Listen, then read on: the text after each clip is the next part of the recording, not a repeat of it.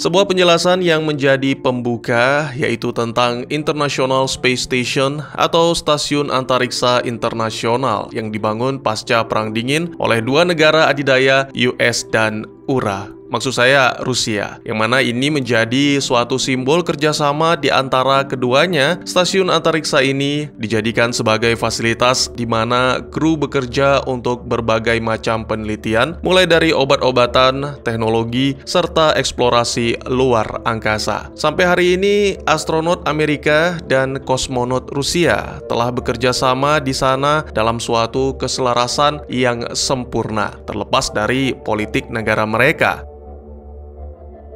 Dengan menggunakan pesawat atau pod Soyuz, astronot US bernama Kira dan Chris melakukan perjalanan ke stasiun antariksa. Beberapa waktu kemudian, Soyuz pun menambatkan diri. Pada momen ini, Chris yang sudah berpengalaman menjelaskan bahwa orang Rusia memiliki ciri khas melakukan 3 kali ketukan yang menandakan semua baik-baik saja. Tak lama berselang, mereka pun disambut oleh astronot lain bernama Gordon serta 3 kosmonot bernama Alexei, Nikolai, dan juga Veronica. Diketahui bahwa Nika telah berada di sana selama 50 hari dan telah menjalin kedekatan dengan Gordon. Nika tidak hanya ramah, tapi juga gigih dan sangat disiplin. Penting baginya untuk tetap bersama karena dengan bersama semua akan baik-baik saja.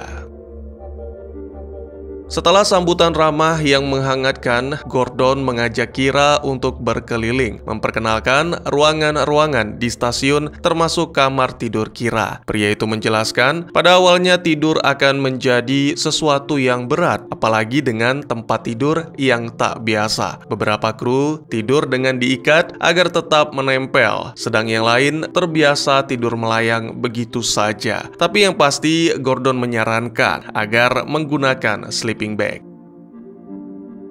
Selain itu, Gordon juga menjelaskan tentang mesin pendukung kehidupan atau life support yang jika terdengar suara bip panjang, itu tandanya semua baik-baik saja. Tapi sebaliknya, jika suara tersebut hilang, maka Kira dipersilahkan panik. Selanjutnya adalah ruang kerja. Gordon menjelaskan tentang kotak keamanan yang selalu terkunci untuk mengamankan data-data penelitian. Kira juga diperbolehkan untuk menggunakan lemari kosmonot, tapi harus dengan seizin mereka. Dan tentunya, si kosmonot juga akan meminta kunci lemari astronot sebagai jaminan.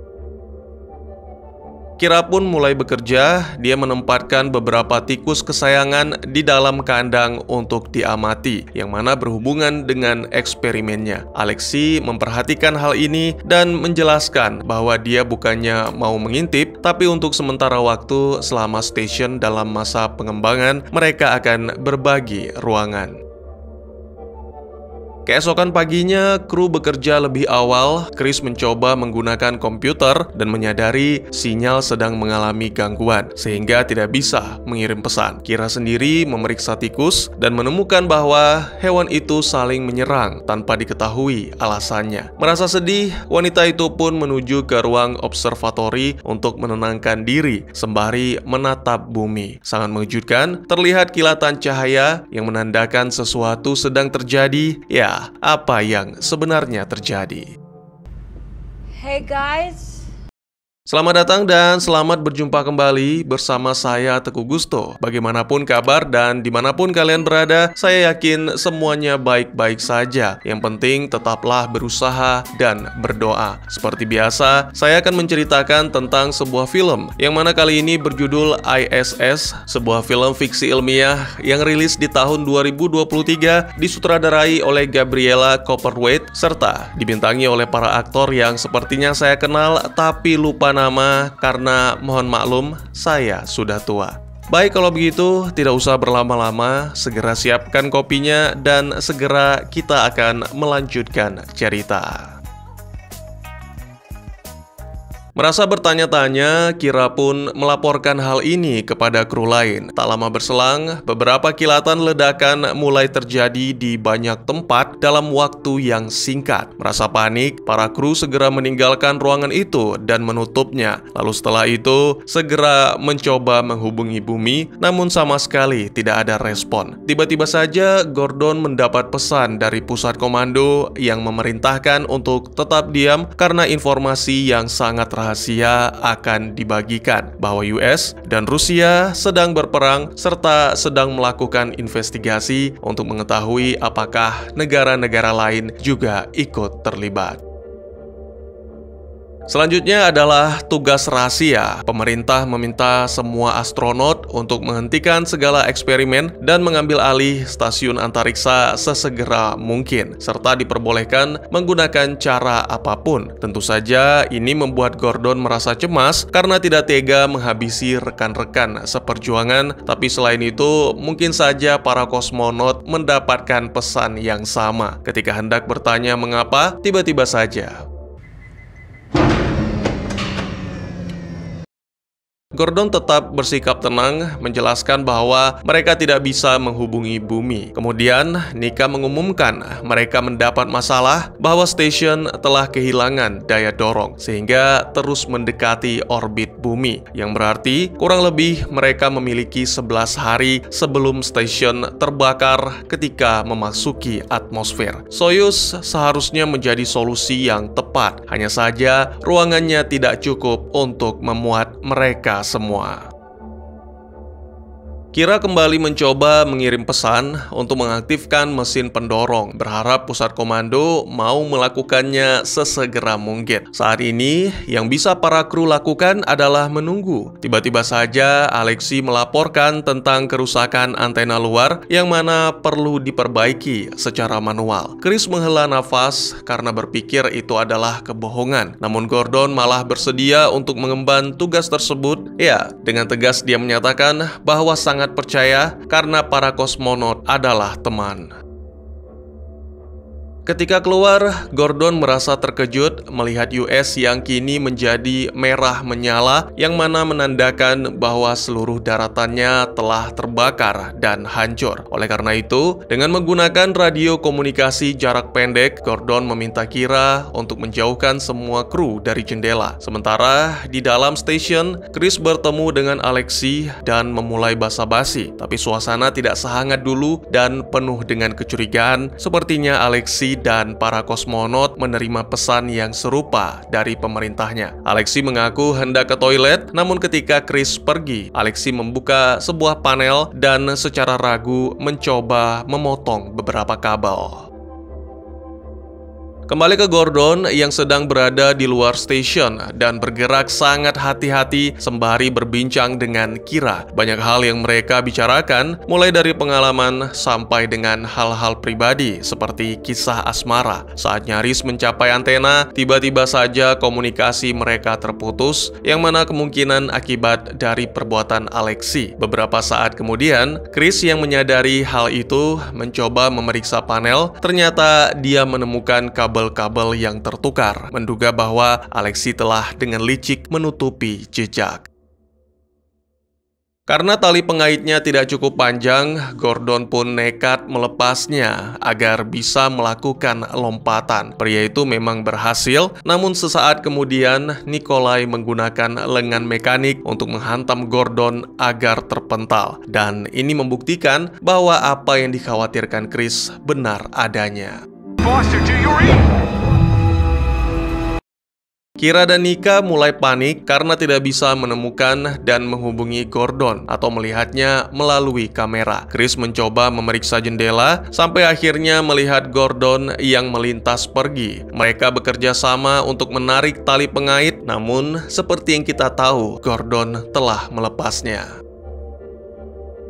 Tentu saja hal ini membuat Kira sangat terpukul, sehingga memutuskan untuk menyendiri di kamar. Ketika Chris datang menghampiri, Kira mengungkapkan keinginannya untuk mencari dan menyelamatkan Gordon, karena kostum astronot bisa membuat pria itu bertahan selama beberapa jam. Tetapi Chris meyakinkan bahwa itu adalah tindakan sia-sia. Selain itu, Chris juga menegaskan bahwa apa yang dialami oleh Gordon bukanlah suatu kecelakaan, melainkan suatu rencana yang dijalankan oleh para kosmonot. Sementara itu, Nika menemui Alexei dan Nikolai yang mengakui tentang perintah dari pusat komando untuk menyingkirkan para astronot dan menguasai stasiun. Alexei bersumpah hanya ingin memutuskan komunikasi dan tak pernah menyangka Nikolai akan bertindak sejauh itu. Nikolai segera menjelaskan bahwa para astronot US pastinya telah menerima pesan yang sama, sehingga akan melakukan hal yang sama pula. Nika tidak bisa menerima penjelasan tersebut dan segera menyebut Nikolai sebagai monster. Wanita itu berencana untuk menyelamatkan Gordon, berharap Nikolai mau membantu. Namun sayangnya, Nikolai menolak dan hanya diam ketika Nika memakinya. Nika merasa hancur sehancur-hancurnya setelah mengetahui kekasihnya dibunuh. Setelah beberapa waktu menyendiri demi meredam emosi, wanita itu menemui Kira untuk berbicara secara pribadi karena merasa Kiralah satu-satunya orang yang bisa ia percaya. Nika meminta Kira untuk menukar kunci lemari dan segera mengetahui bahwa Kira sedang berbohong ketika mengatakan kunci itu hilang. Akhirnya, kedua wanita itu pun mengakui tentang perintah untuk menguasai stasiun serta tentang kematian Gordon, yang mana itu membuat Kira setuju. Rencananya adalah Nika akan membuat pengalihan, sementara Kira menggunakan kunci Rusia untuk mencuri sampel di lemari Alexei, yang mana sampel itu dapat digunakan untuk menciptakan obat bagi yang terpapar radiasi. Ya, saat ini bumi tengah dilanda perang nuklir dan Rusia sengaja mengembangkan obat tersebut untuk mendapatkan keuntungan. Tapi Nika berpikir bahwa seharusnya obat itu adalah untuk semua orang yang menjadi korban perang. Setelah itu, Kira diminta menggunakan Soyuz untuk membawa obat itu ke bumi, sementara Nika sendiri akan menahan dua rekannya dengan meledakkan stasiun. Setelah menukar kunci, Nika mencuri bor untuk digunakan sebagai senjata dan berencana melepaskan oksigen murni di salah satu koridor, mengancam akan meledakkan stasiun. Sementara Nikolai dan Alexei berusaha menenangkan Kira yang mencari lemari Note Zero, tiba-tiba dihampiri oleh Chris. Tak banyak yang bisa dijelaskan, tapi entah bagaimana Chris mengetahui tentang Note Zero. Dia mengatakan bahwa benda itu tidak pernah ada di stasiun, yang mana membuat Kira segera berpikir bahwa ternyata Nika berbohong. Merasa marah, Kira pun segera pergi untuk menemui Nika bersama dengan Chris. Alangkah terkejutnya mereka ketika melihat Nika yang hendak meledakkan stasiun. Lalu saat wanita itu lengah, Chris pun segera melancarkan serangan. Sementara Chris dan Kira bersembunyi sampai dengan komunikasi kembali berfungsi, Alexei dan Nikolai merasakan duka yang amat dalam atas kematian rekan mereka. Nikolai memutuskan untuk tidak ragu lagi dan akan segera menyelesaikan misi, meskipun Alexei melarangnya. Di bumi, api kehancuran terus menyebar, membuat semua kru merasa tertekan ketika menyaksikan pemandangan tersebut. Alexei memutuskan untuk minum agar bisa melupakan sejenak masalah itu. Dia melihat monitor dan menemukan Gordon yang ternyata masih hidup. Jadi, segera dia menggunakan lengan mekanik dan secara hati-hati membawa Gordon kembali ke stasiun. Sementara itu, Kira dan Chris bersembunyi di gudang pembuangan. Ketika Nikolai mulai memeriksa area tersebut, Chris dengan cerdik membuat suatu pengalihan agar Nikolai berbalik arah. Kira menggunakan kesempatan itu untuk pindah tanpa menyadari bahwa di depannya ada Alexei. Untungnya Alexei tidak sepenuhnya setuju dengan perintah dari pusat komando sehingga memutuskan untuk membantu Kira bersembunyi. Tak lama kemudian, Nikolai menyadari arah mainan dan segera memeriksa kembali ruang pembuangan sampai akhirnya berhasil menemukan Chris.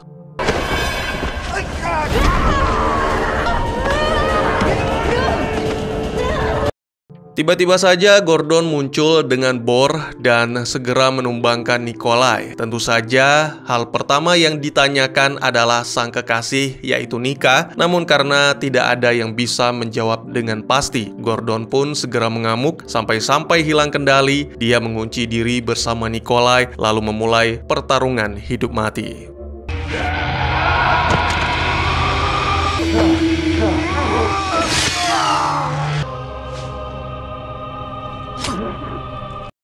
Pada akhirnya, Gordon dan juga Nikolai sama-sama tewas dalam pertarungan tersebut. Sementara bumi terus terbakar, para kru yang tersisa mengambil waktu sejenak untuk menyendiri, mengenang rekan-rekan yang telah mati. Beberapa waktu kemudian, Kira memeriksa komputer dan menyadari bahwa jarak stasiun ke bumi semakin dekat. Saat menuju ke lab, Kira menemukan tulisan Note Zero yang menandakan bahwa Nika tidak berbohong. Kira pun bergegas ke kamar Chris untuk menuntut penjelasan. Tapi pria itu malah tidak ada di sana, yang ada malah kostum astronot yang siap digunakan serta beberapa sampel untuk dibawa. Ternyata selama ini Chris mengetahui semuanya dan berencana untuk melarikan diri. Selain itu, Kira juga menyadari tidak adanya bunyi bip panjang yang menandakan mesin pendukung kehidupan sedang dalam keadaan tidak aktif. Kira kemudian berinisiatif untuk memperingatkan Alexei, dan tak lama kemudian pria itu ditemukan di dapur bersama dengan Chris. Kira memberikan beberapa isyarat kepada Alexei untuk mematikan musik, kemudian menggunakan toples mengetuk sebanyak 3 kali agar Alexei bersiap. Bahkan ketika Chris meminta waktu untuk berbicara empat mata dengan Kira, dalam bahasa Rusia, Kira mengucapkan kata-kata yang diucapkan oleh Nika yang bermakna bersama-sama lebih baik. Самое главное – это то, что ты делаем все вместе. Terkesan bahwa isyarat ketiga tidak diterima dengan baik oleh Alexei karena pria itu pergi. Namun ketika Chris meraih pisau dapur dan mencoba menyerang, segera Alexei dan Kira beraksi mengakhiri Chris untuk selamanya.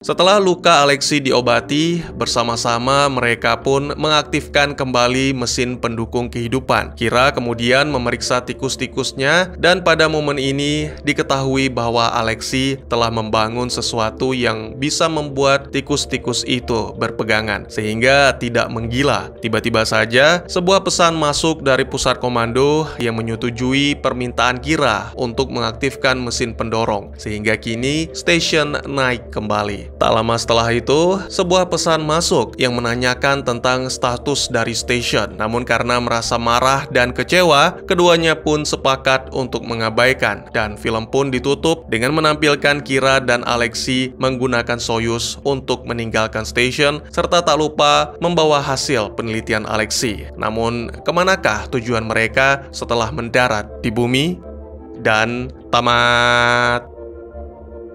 Film antariksa dengan awal yang penuh keramat-tamahan basa-basi anak baru, tapi mendadak menjadi menegangkan dengan intrik dan tipu daya yang bikin garuk-garuk kepala. Padahal itu awalnya semua sepakat tidak membicarakan perang, politik, dan hal-hal lain yang berurusan dengan negara, karena tujuan mereka adalah murni hanya untuk penelitian. Saya pikir wanita ini adalah tokoh utama dalam film ISS. Meskipun demikian, alasan dia datang ke stasiun antariksa masih menjadi misteri di setengah cerita. Terungkap bahwa Kira adalah mantan marinir yang beralih profesi menjadi peneliti organ buatan setelah kehilangan orang yang dicintai akibat organ tubuhnya tidak berfungsi. Masalahnya adalah di bumi organ-organ buatannya tidak berfungsi dengan baik karena pengaruh gravitasi. Oleh karena itu, Kira memutuskan untuk melakukan eksperimen di Space Station, di mana seperti yang kita tahu, lingkungan anti-gravitasi memungkinkannya untuk menguji hasil eksperimen secara lebih efektif. Selain itu, meski belum ada konfirmasi resmi tentang alasan dia di sana, film ini memberikan implikasi kuat bahwa Kira berada di Space Station untuk melarikan diri karena rasa sakit akibat patah hati. Dalam suatu adegan, Kira mengungkapkan bahwa hubungan asmaranya hancur karena sang kekasih berselingkuh sampai akhirnya meninggalkan Kira. Ekspresi Kira pada adegan ini mengisyaratkan bahwa peristiwa tersebut benar-benar membuatnya hancur. Dalam film ini, Kira melakukan eksperimen dengan menggunakan tikus di dalam Space Station. Sejak awal, Alexei telah memperingatkan bahwa biasanya tikus tidak akan bertahan dengan baik di lingkungan luar angkasa. Tidak lama setelah itu, Kira menemukan bahwa beberapa tikusnya mati karena saling membunuh. Saya tidak benar-benar yakin, tapi saya pikir tikus-tikus ini semacam perumpamaan dari kondisi para kru yang menunjukkan ketegangan dan akhirnya berdampak pada keselamatan mereka. Ketika terkurung di dalam Space Station, para kru memiliki dua pilihan, bertengkar sampai saling menghabisi atau berpegang teguh pada sesuatu yang lebih besar, seperti ilmu pengetahuan atau kemanusiaan. Ya, meskipun para kru adalah manusia, tapi pada akhirnya mereka lebih ke arah opsi pertama. Selain itu, ada sesuatu yang berkesan bagi saya. Alexei memasang jaring agar tikus-tikus itu bisa berpegangan, yang mana itu membuat Kira terkejut sekaligus merasa lega. Momen ini menyampaikan pesan utama dari film bahwa semua orang akan lebih baik saat bekerja sama. Tanpa kebaikan Alexei, tikus-tikus terakhir akan membunuh satu sama lain, seperti yang dilakukan oleh tikus-tikus sebelumnya. Ketegangan dalam film ini dimulai dari ketika para astronot dan kosmonot melihat ledakan di bumi. Mereka segera mengetahui dari pusat komando masing-masing bahwa Rusia dan negara-negara di dunia sedang berperang satu sama lain. Sayangnya, film ini tidak memberikan penjelasan lebih detail tentang penyebab terjadinya perang atau siapa yang menyerang duluan dan alasan mereka menyerang. Namun, tersirat jelas bahwa perang tersebut menggunakan nuklir. Alasannya ya karena US dan Rusia memiliki sebagian besar senjata nuklir yang ada di dunia, sehingga kemungkinan besar akan menggunakannya jika terjadi perang di antara dua negara adidaya tersebut. Alasan lainnya tentu saja para astronot dan kosmonot di Space Station juga membicarakan tentang obat penyembuh untuk radiasi. Menjelang akhir film, Kira mengucapkan kalimat dalam bahasa Rusia kepada Alexei, yaitu hal yang terpenting adalah kebersamaan atau mungkin juga bisa kita memaknai sebagai persatuan. Hal ini menjadi isyarat bahwa Kira tidak mengikuti idealisme nasionalis yang sama seperti Chris, sehingga lebih memilih untuk bekerja sama. Ya, ISS mengeksplorasi hubungan antara nasionalisme dan sains dengan memperlihatkan bagaimana konflik politik antara negara-negara dapat mempengaruhi upaya kerjasama dalam bidang sains. Dalam konteks ini, perang antara US dan Rusia mengarah pada ketegangan di Space Station yang seharusnya menjadi tempat kerjasama internasional. Konflik politik tersebut juga mengilustrasikan bagaimana ketegangan antara negara dapat menghalangi kemajuan sains. Selain itu, film ini juga menyoroti pentingnya kerjasama antara negara dalam menangani masalah global seperti radiasi nuklir. Para kru ISS sedang mencari obat untuk keracunan radiasi yang mana menunjukkan kerjasama di antara negara-negara untuk menemukan solusi bagi masalah-masalah yang mempengaruhi seluruh umat manusia tanpa memandang negara. Dengan menyoroti dampak dari konflik politik terhadap upaya kerjasama dalam bidang sains, film ISS mengajukan pertanyaan tentang bagaimana nasionalisme dapat mempengaruhi kemajuan ilmu pengetahuan secara global dan menekankan pentingnya memandang sains sebagai upaya kerjasama demi kepentingan seluruh umat manusia, yang mana itu di atas kepentingan suatu negara. Bagaimana menurut kalian? Kurang lebih demikian, terima kasih buat yang sudah menyaksikan. Silahkan memberikan komentar, bertanya, ataupun merequest kira-kira film apa yang menarik untuk dibahas. Bisa lewat kolom komentar, atau buat yang malu-malu bisa via DM ke Instagram saya di @teguhgusto. Insya Allah pasti akan dibaca. Mari kita jadikan kolom komentar sebagai sarana penambah wawasan dan menciptakan jalinan persaudaraan, bukan malah menjadikannya sebagai tempat pembulian sehingga menciptakan permusuhan. Jangan lupa untuk dukung terus channel ini dengan cara share, like, dan subscribe karena dukungan dari kalian sangat berharga bagi saya demi perkembangan channel ini. Saya Gusto, sampai jumpa di video selanjutnya. Tetap semangat, tetap bersyukur setiap hari. Dadah!